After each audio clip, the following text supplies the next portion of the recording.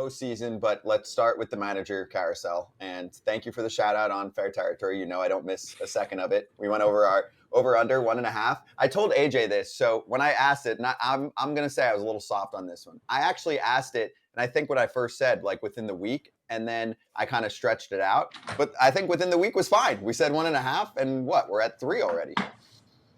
Exactly right. And we've hit the over. We hit the over within 48 hours after you asked me the question. And it's not surprising necessarily. And I know, AJ, you just said that the Nevin thing wasn't necessarily a surprise, but what Scott said is also true, that it's just another reflection of the Moreno ownership. Phil Nevin did a reasonable job for the Angels in that year plus that he was the manager. Players liked him a lot. He connects with players. He's not necessarily soft on players, but he has a good way with them as a former player himself. And again, the question I have for the Angels, as always, is what are you doing? What is your direction? What is your plan? Where are you going with this? And we never get an answer because there is no answer and there is no plan. So the Angels carousel continues to turn, and we'll see how Perry Managian handles all of this and going forward. But it's a franchise that, as you said, Scott, is run by a helicopter owner, and it seems to continue to spin its wheels and its rotors, I guess, for lack of a better term. So, Ken, my question then is, Phil Nevin, what could he have done better? You lose Mike Trout, you lose Rendon, Right. You lose Ohtani. I mean, he was pretty good, I thought. And listen, you know, and I know we've done Angels games.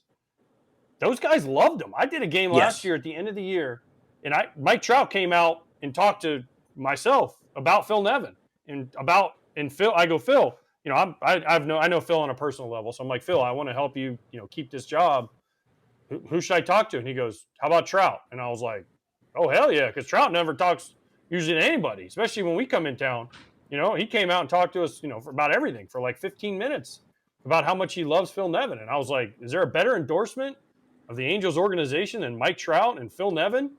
Talking about how, I mean, what else? There's nothing else Phil Nevin could do. That's why with the expiring contract, it just seemed inevitable. I agree. And Trout said the same thing about him a couple of weeks ago. And fans might say, well, what else is he going to say? But you know what? There are ways to say things, and there are ways you can interpret things. And Trout was unequivocal. Most of their players were unequivocal when asked about Phil Nevin. And keep in mind what that franchise went through this year. They were in a good place in about mid-June, I believe it was. And then the injuries hit, one after another. In fact, several on the same day, it seemed. So the injuries hit. Perry Managian tries to scramble and add some players at the deadline, but it was nothing he could patch effectively. And then, of course, they let those guys go at August 31st before the deadline for postseason rosters being set. So it was a chaotic year for the Angels. Down the stretch, they were keeping guys on the roster who weren't necessarily healthy, but they didn't want to replace them, so they were playing short. All kinds of things went on. Phil Nevin kept his mouth shut, didn't complain, and yet this is his reward. And of the 3 managerial dismissals so far, I can understand why Kapler is gone. I can understand why Buck Showalter is gone. And yes, I can understand why Phil Nevin is gone. But if you want to tell me or ask me which one is the least justifiable, I would say actually Nevin. And I have a lot of respect for Kapler and Showalter. I'm not saying they necessarily deserve what their fate was, but you can understand why those situations went the way they did. I need to hear an explanation of why Phil Nevin was inadequate for this job. We're not going to hear it. With Artie Moreno being the Artie Moreno that he is this the least desirable by far open managerial location? Well, the 3 right now, yes. And if you ask me about the 30, I don't know that I would put it behind Oakland. But at the same time, it's not all that desirable, Eric. And you're right. The problem is that there are only 30 of these jobs. And the people who want to manage, they're not necessarily going to be choosy because they understand it's a very limited number of opportunities that they may ever get. And you may never get one. So is it better to be the Angels manager and get fired or never be a manager? Most people would probably say I'd rather take my shot. The thing is, I will say this. The next manager and the next GM after Perry, it's not going to be any different. It's the same song every single time. Guys go in there. Actually, I don't know that every guy goes in there thinking they could change Artie, but people think, okay, fresh start, we'll try, maybe things will go better. No, it's not going better. It's not happening. Ken, there's one other one that there's a lot of speculation about, and it's the guy in San Diego. I know he has 1 year left, I believe, on his contract. And I said this yesterday. Him and Farhan Zaidi have a relationship going back to his Oakland days. Is there any chance that Bob Melvin is the next manager of the Giants? I would say it's not a zero chance. And I don't know what's going to happen in San Diego, whether Preller will survive, whether Melvin will survive, whether neither will survive. But as we wrote in The Athletic a couple of weeks ago, it's an extremely volatile and dysfunctional situation. Something has to give. And I know the owner released a statement yesterday. He loves everybody. Great. The fact is, it's not good over there. And something does have to change.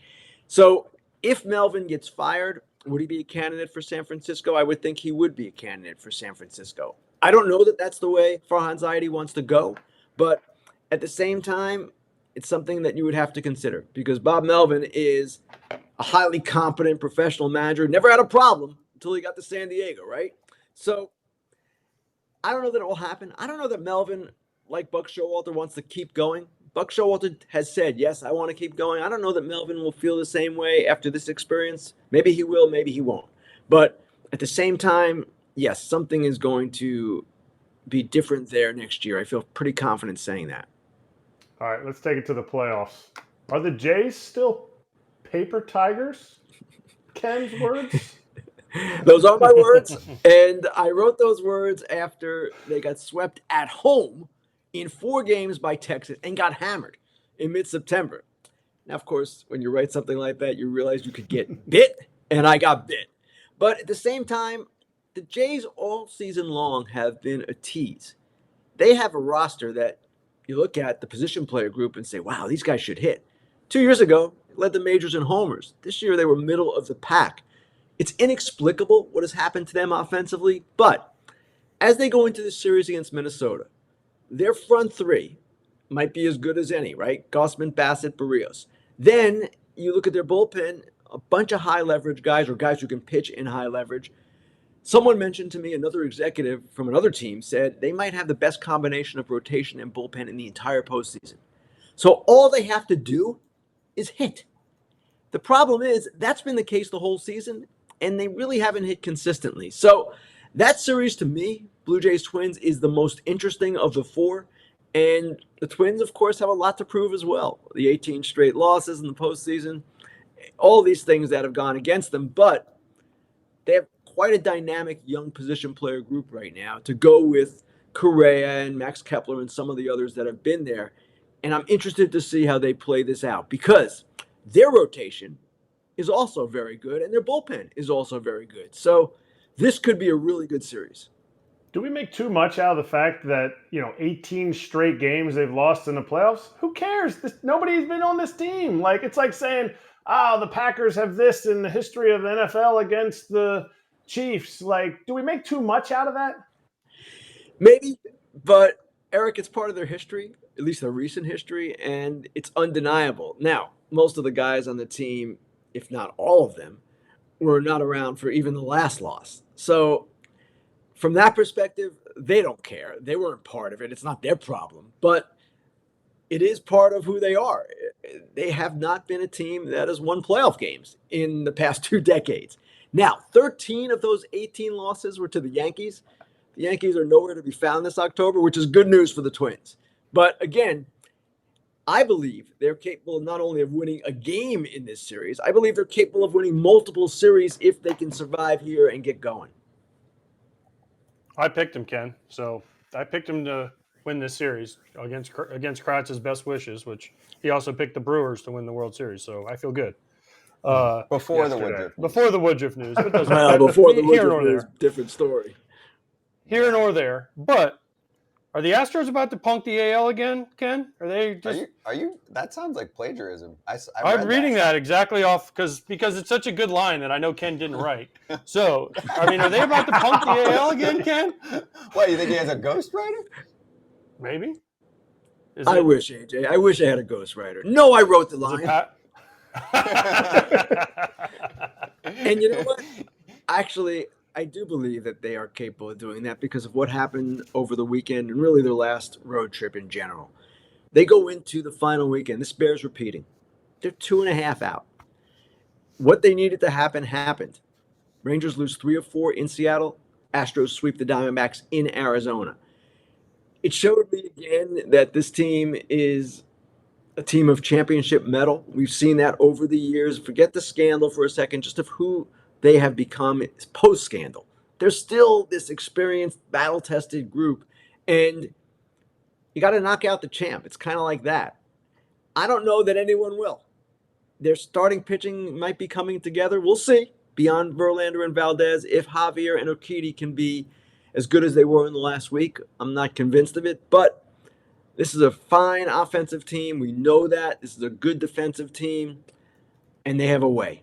So right now, in my view, they're the team to beat in the American League because none of these other clubs have their experience in the postseason or their savvy. So we'll see. Go ahead, Kratz. I know. I thought you had one more, AJ. My bad. The Jordan. What do you have, a ghost talker? I have a ghost talker. Somebody talks for me because of face. I wish like James Patterson would ghostwrite for Ken. That'd be awesome. Brad Thor, someone like that. Ken's better than all of them. Go ahead, Kratz. Tom Clancy. Yeah. They can't write sports. Yeah, I so don't know. you had touched on Jordan Montgomery, how he's game 1 starter. Yeah. This guy had an unbelievable year. I think he should get some Cy Young votes. It's going to be difficult because he was in 2 different leagues. Is he looking, I'm talking more contract than playoffs right now. Should he be looking at a contract that's similar to Rodon? Well, some of the stats line up similarly, and Jordan Montgomery is entering free agency a year older than Rodon was. And the stats I'm talking about, not strikeout rate. Rodon better in that regard. Montgomery actually below average in terms of strikeouts. But when you look at ERA plus, the adjusted ERA to the ballpark in the league, they're comparable in a comparable number of innings. Again, as the 2 of them entered free agency, you have to look at it from that lens. I don't know that he'll get what Rodon got, but will he be over $100 million? I expect that he will. And he has, since leaving the Yankees, really blossomed into a frontline starter.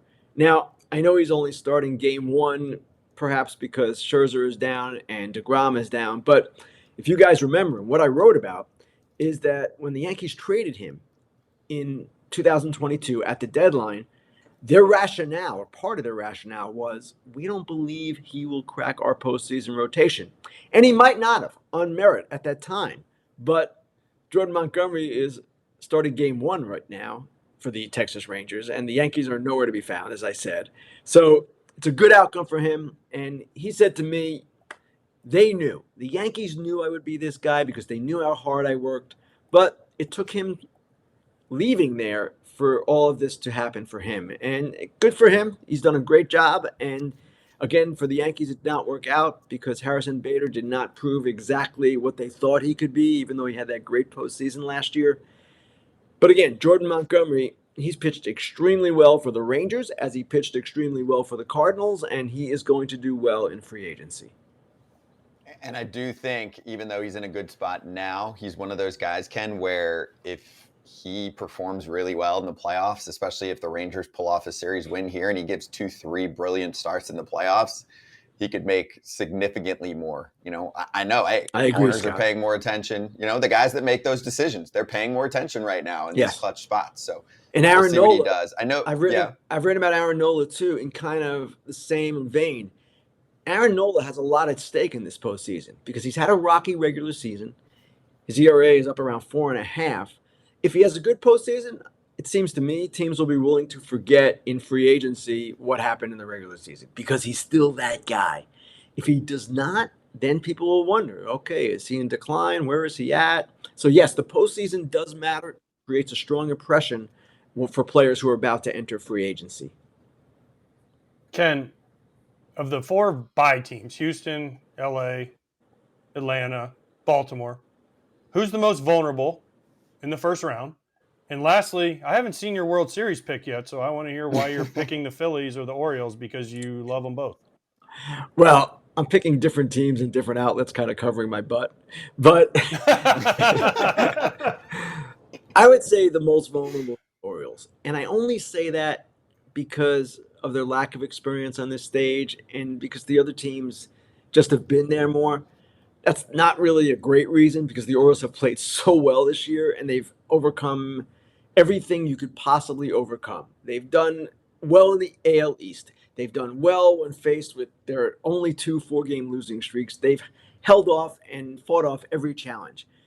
I just worry about their bullpen a little bit without Bautista. I like where their rotation is right now because Bradish and Rodriguez were 2 of the best pitchers in the American League in the second half, and John Means, coming off Tom's surgery, looks really good. But I just want to see it all transpire for them. It's not a knock on them at all. It's just, if you're asking me, are they more vulnerable than the Braves, the Dodgers, and the Astros? Just based on their experience, I would say that might be the case. Now, as for my World Series pick, what I wrote today in The Athletic, listen, I'm always wrong.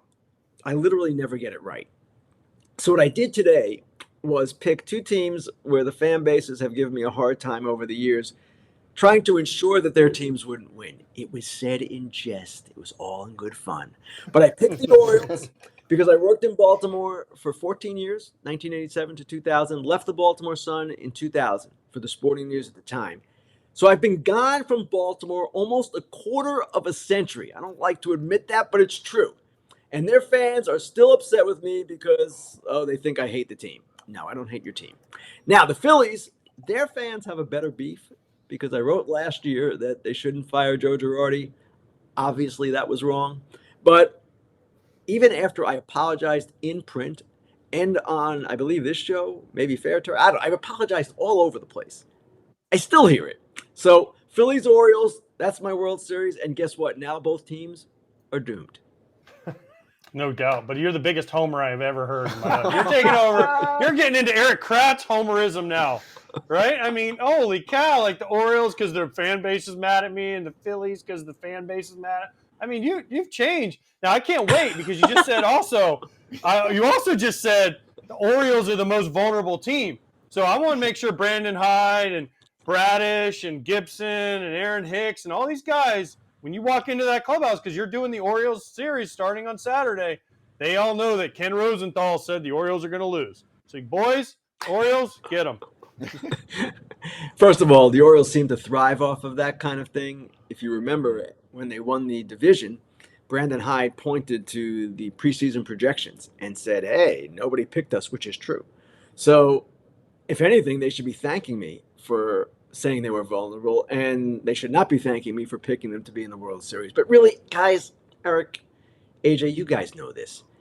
All of the things that get written, all of the predictions, all the projections, it doesn't matter.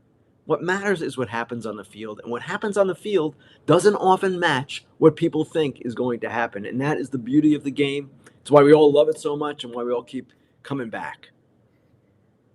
All right, so this is a good way to finish before we promo Fair Territory, because I don't know if AJ caught this yet.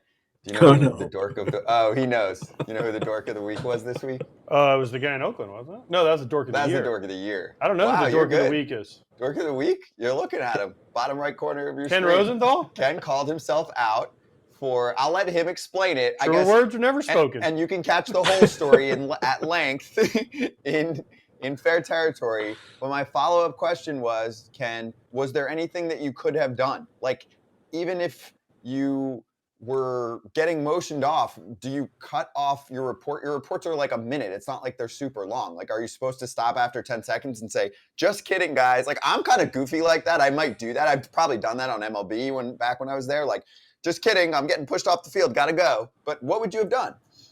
All right, it's a bit of a long story, but AJ would have loved it if he was there. He probably would have been talking about it for all 9 innings. So what happened was, before certain games, certainly all playoff games, I do what we call a pregame or pre-first pitch hit. So I'm on the field talking right before first pitch. And usually it's timed so I'm done and the first pitch happens and everything's sequenced perfectly. In this case, something happened that was out of my control, but I am standing on the field in Seattle Saturday, giving my hit. It was 30 seconds, Scott. It's never a minute. And as I'm talking, I'm hearing the crowd getting restless. Now, the field is behind me. The guys are behind me, the players. And I'm hearing the crowd starting to boo, and I keep talking because there's nothing I can do. The camera is on me. They didn't take it off me. So obviously people booed because I was delaying the game, delayed it by a few seconds. Everybody was looking at me in the entire park. Great feeling to have. And when I asked what happened, I was told that the umpire, Trip Gibson, did not pick up on the cue from the stage manager. He was just looking at me. I guess that's the truth. But regardless, unfair territory because I upset the people of Seattle and certain players, although the players thought this was hilarious. I made myself dork of the week. And the other thing that happened, AJ, you would have loved this even more.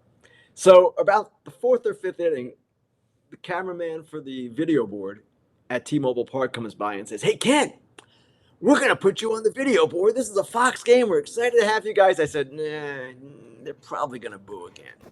He says, "No, we don't boo in Seattle." I'm like, "Nah, it's not good." Well, they put me on the video board. They booed again. Julio Rodriguez runs on the field laughing. But hey, live TV, things happen. Ken, I'm so mad because, I didn't get to see that because I was doing the other game, right? But, I mean, the umpires are told before the game, because we had the same thing happen at our game, except we don't have a sideline reporter. So, they were booing me because, no, I'm just kidding. They would never. But honestly, we were doing the open. So we do an open before the game, and we normally do it live. But this time we taped it. And so right when they go to me for my open comments, they gave Gunnar Henderson the Oriole Player of the Year. So the crowd went crazy. And so in my ear, our producer, Carol Langley, was like, "Do you hear him cheering for your open? Like, that's got to give you energy." It was like the greatest timing ever. But, I mean, you got to blame Aaron Stoikov for putting you in that situation. That's why. The producer? That's the Well, producer. Aaron's the producer, but I don't blame him. And AJ, you know this. It's part of the magic of, I guess, being on live television. Things will happen. Usually things like that, when they happen, are not good, but you have to be prepared for them. And Scott, I never considered stopping, even though I knew something was up, because in my head, I have to give that report. And if I abort it in the middle, it just would be kind of weird. So I did it, and they booed, and life went on. Good thing Angel Hernandez wasn't the umpire. He would have kicked you out for delaying the game. And then I would have thrown my helmet into the stands. Yeah, exactly. He got fined $5,000. He would throw his mic instead of dropping it. But also, everybody relax.